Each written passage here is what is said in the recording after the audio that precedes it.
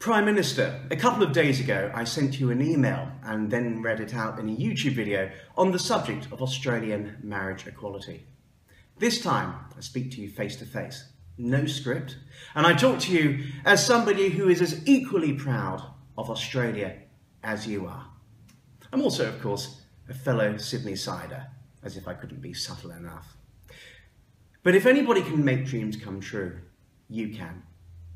You made a long-held ambition of yours come true.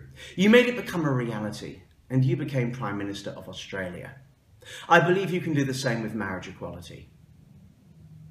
In the past, you've talked about the merits of marriage equality here in Australia, and so I see no need to convince you of those arguments. What I do see a need to convince you of is that you are taking the wrong path with regards to a plebiscite or a referendum. No doubt to get the top job, you had to make compromises with both your own party, the Australian Liberal Party, and the Nationals, with whom you are in a coalition. Many of those who support marriage equality have become a bit defeatist and do feel that there's little alternative but to have a plebiscite at the moment. I still believe there is a window of opportunity. There's a window of change, and we can convince you of that, because as I said earlier, if anybody can make changes, if anybody can make something happen or a dream come true, it's you, Mr. Turnbull. And here is why I oppose a plebiscite on marriage equality. There are three key reasons. First of all, I am very suspicious and hesitant on letting the majority vote on the rights of a minority. I do not believe human rights should be the subject of a plebiscite.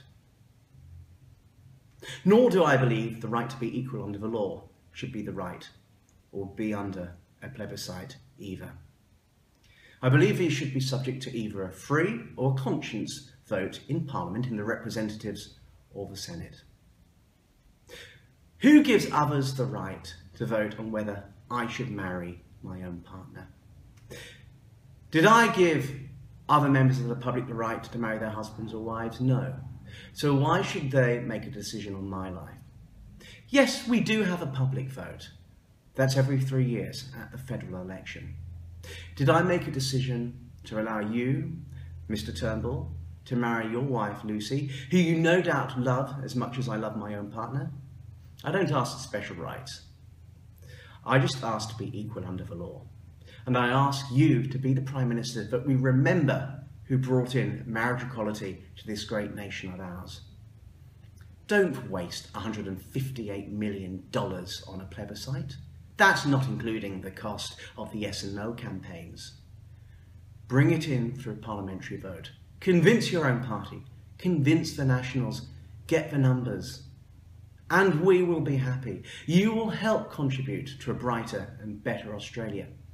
You and I have an identical goal. We may not always agree on the ways or the paths to get there, but we want a better, a brighter, a diverse Australia. One where we are all equal under the law, where we have the same opportunities and the same chances. We want a better Australia. So, Mr. Turnbull, I implore you and I urge you to reconsider a plebiscite and bring in a vote in Parliament, in the representatives and the Senate, on Australian marriage equality. Thank you for listening. And also, feel free to talk to me. Talk to other people who support marriage equality. The Australian Marriage Equality Campaign. People like Rodney Croom, who I'm sure you've spoken to previously. Talk further with us. Ask us what we think. Remember, in Wentworth, your electorate, you have a lot of people who identify as LGBTQI. They will vote for you. They've given you their support, many of them. And I thank you for your support for marriage equality, but please rethink the chances of a plebiscite. It is not the way to go. Be remembered as that Prime Minister. Be remembered as that leader of a government who brought in marriage equality, not through a plebiscite or a referendum, but through your own MPs and your colleagues, not just in the Liberals or Nationals, but in the ALP, in the Greens and other parties.